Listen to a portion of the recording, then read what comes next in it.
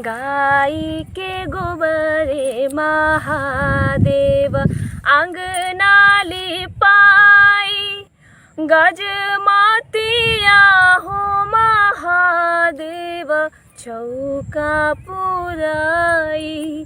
सुनिए शिव शिव के दोहाई, सुनिए शिव शिव के दोहाई, सुनिए शिव। गाय के गोबरे महादेव आंगना लिपाई, गजमतिया हो महादेव चौका पुराई।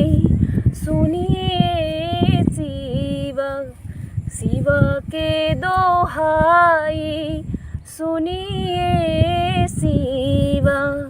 ताई चौका बैठले महादेव गैले आलसाई, हुदुका के मरली गौरा देही दिहली जगाई।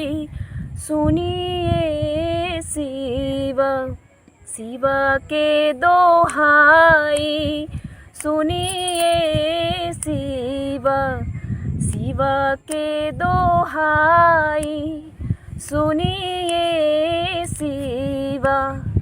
के दिहे हाथी से घोड़ा, के धेनु गाय, के दिहे अपना धियावा अंगूरी धराई।